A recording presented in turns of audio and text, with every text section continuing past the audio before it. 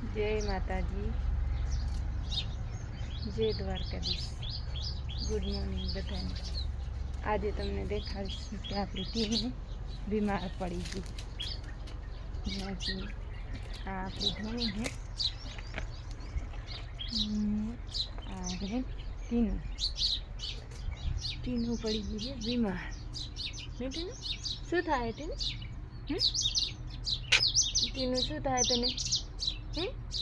રોવે હેરી, જો રોવે રી. એને આ બીમાર પડી ગઈ છે.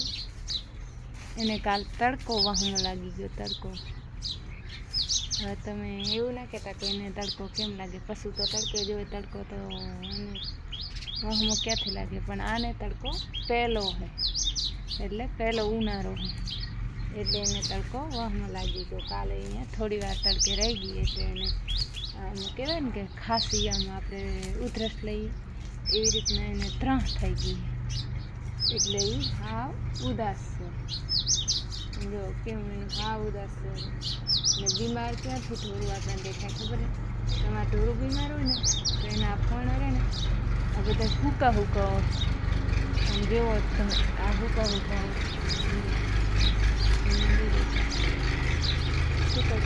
એટલે એને કાંક અંદર તકલીફ હોય એટલે જ એને સૂકું હોય. નહીંતર આ બધું લીલું હોય. આને થઈ ગઈ છે ઉધરસ, મતલબ ત્રાસ. હવે આના માટે શું કરવાનું? ત્રપડો લેવાનો અને ત્રપડાનો એને અહીંયા ધુવાડો દેવાનો મોટા કણે રાખી, એટલે એને સારું થઈ જશે. એટલે તડકો રહી ગયો, તડકે રહી ગઈ છે. છૂટી હોય તો ઓછું હોય ને તડકો લાગે.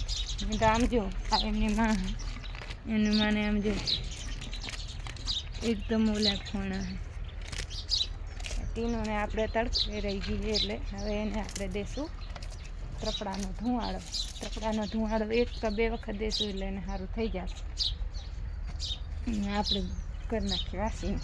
હા, અમુક મને ફોન કરીને કીધું હતું કે બેન તમે વાસીને બધું પડ્યું હોય ને વિડીયા બનાવો હો અને તમારા બાળ બચ્ચા રોવે છે, તમે વિડીયા બનાવો. ભાઈ, બાળ બચ્ચા મારા, વાસીનું મારું, પડ્યું હોય કરવું કે ના કરવું, તમને કોઈ તકલીફ અને એટલું તમને પેટ ભરતું હોય તો તમે વાસીનું કરવા આવતા જાઓ. મારા બાળ બચ્ચા રોવે છે તો રમાડવા આવતા જાઓ.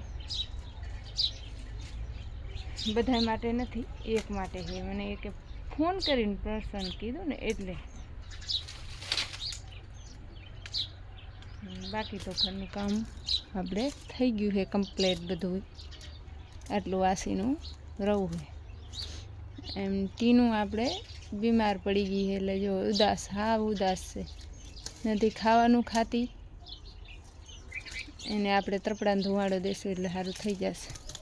અને આપણે આ ટીનું માં ઢૂમી છે, એને આંખ બિલકુલ કમ્પ્લેટ સારી થઈ ગઈ. ને આજે આપણે જઈશું રાપર જઈશું. રાપર કેમ જવાનું છે? મારું એટીએમ આવ્યું છે, એટીએમ લેવા, એટલા માટે.